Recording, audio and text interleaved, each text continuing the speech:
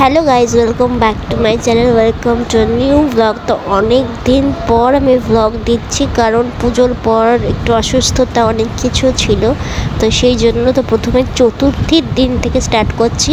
তো ওই দিন ডাইরেক্ট আমি বাড়ি চলে গেছিলাম, ওখানে ব্যাগপত্র রেখেই ঠাকুর দেখতে বেরিয়ে গেছিলাম। তো আমাদের প্রথম গন্তব্যস্থল ছিল তোমার মেট্রোপলিটন দুর্গা বাড়ি, যেটা হচ্ছে ভিআইপির কাছাকাছি। তো সেখান দিয়ে আমাদের ঠাকুর দেখা শুরু, যেহেতু দুর্গা পুজো তাই মা দুর্গার মন্দির থেকে শুরু করা মানে এর থেকে আর ভালো কিছু হয় না। তো এই দুর্গা বাড়িটা আমরা প্রথমবার গেছিলাম, আমি প্রথমবার গেছিলাম। তো খুবই সুন্দর, তোমরা কিন্তু এখানে যেতে পারো, তোমাদের মন কিন্তু খুব শান্ত হয়ে যাবে। আর এখানে যে শুধু দুর্গা ঠাকুরের মূর্তি আছে তা না, অনেক ঠাকুর আছে, যেমন রাধাকৃষ্ণ, জগন্নাথ, শিব ঠাকুর, হনুমানজি, অনেক রকমের কিন্তু মন্দির আছে। এখানে গেলে তোমাদের খুব ভালো লাগবে।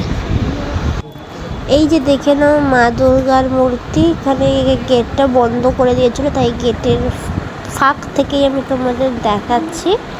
দেখো খুব সুন্দর, তোমার হচ্ছে ওটা পিতলের দুর্গা ঠাকুর এর মূর্তি, মনে হয় এটা স্থায়ী, যেহেতু আমি আগে যাইনি তাই আর বলতে পারবো না।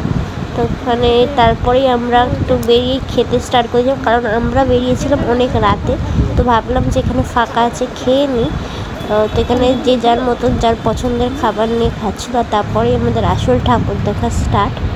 তো প্রথমেই আমরা চলে গেছিলাম তারপর বেলেঘাটার সাইডে। তো এখানে দেখো একটা খুব সুন্দর ঠাকুর, এই দিকটা আমরা প্রত্যেক বছরই দেখি।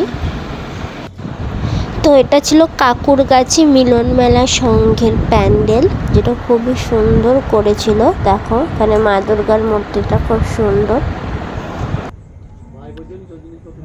তারপর আমরা আরেকটু এগিয়ে, ওখানেই ছিল আরেকটি প্যান্ডেল, এটার থিম ছিল দৃষ্টিকোণ।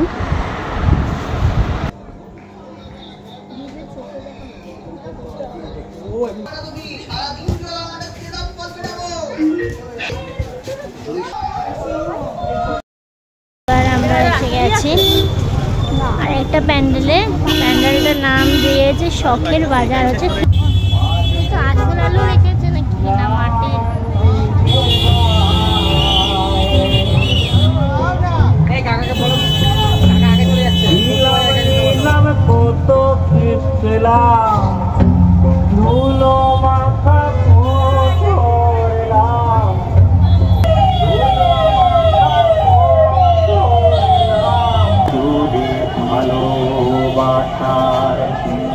পদ্মাসে যে আসবে এই মাটিতে, পদ্মাসে যে আছে আসতে হবে এই মাটিতে, আসতে হবে এই মাটিতে। তারপর আমরা কিছু দূর এগিয়ে চলে গেছিলাম, আই থিঙ্ক এটা লালা বাগান বলেই কোনো একটা জায়গার প্যান্ডেল, ঠিক নামটা আমার মনে নেই যেহেতু অনেক দিন হয়ে গেছে। তো তারপর আমরা চলে গেছিলাম লালাবাগান বাঙ্কুর। এখানে তোমার কিন্তু খুব সুন্দর মানে জলের বোতল, মানে প্লাস্টিকের যে বোতলগুলো ইউজ এন্ড থ্রো, সেই বোতলগুলো ইউজ করে খুব সুন্দর সাবমেরিন টাইপের বানিয়েছিল। আর এখানে তোমার সবই মানে আন্ডার ওয়াটার যে জিনিসগুলো আমরা দেখতে পাই, সেই জিনিসটা মানে সেই অনুযায়ী থিমটা আর কি ছিল। তো দেখো তোমরা নিজেরাই চোখে।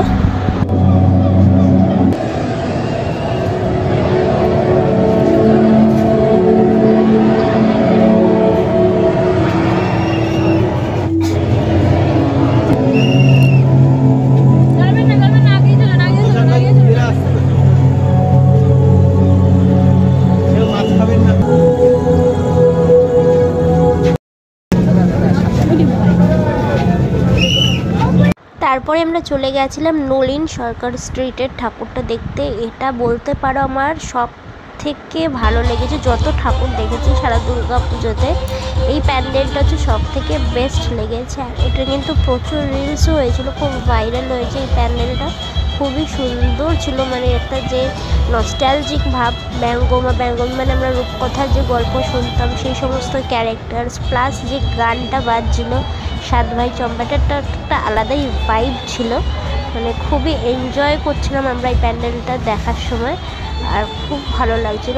আর এটা তো বাচ্চাদের জন্য মানে একদম বেস্ট প্যান্ডেল ছিল, ওরা খুবই এনজয় করেছে, যেই বাচ্চারা দেখেছে বা যারা এখন ভিডিও থ্রুতে দেখছে তাদেরও খুব ভালো লাগলো।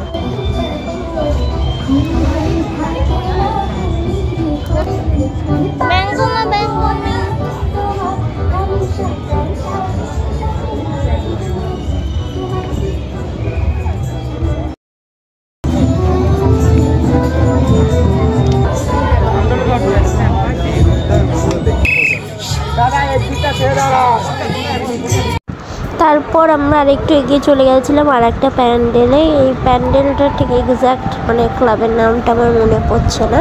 তো এখানে তোমার স্বদেশি মানে ফ্রিডম ফাইটস এই সমস্ত যে মুভমেন্টসগুলো হয়েছিল, কুইট ইন্ডিয়া মুভমেন্টস, আরও যা যা হয়েছিল হিস্টোরিক্যাল আর কি থিমটা, সেগুলো নিয়েই বানিয়েছিল। তো এখানে দেখতে পাবে যত আমাদের ফ্রিডম ফাইটার্সরা ছিল সমস্ত কিছুই মানে ওরা মোটামুটি রাখার চেষ্টা করেছে। খুব সুন্দর হয়েছিল এই প্যান্ডেলটাও।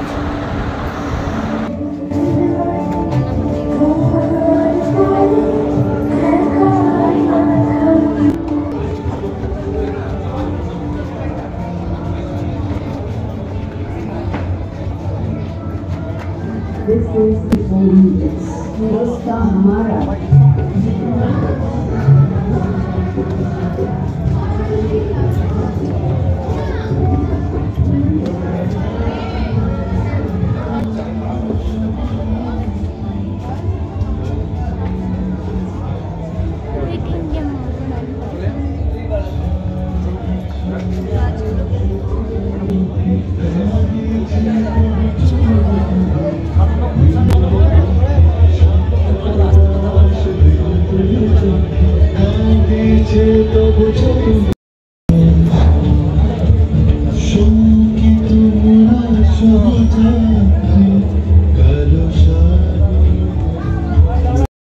শিকদার বাগান।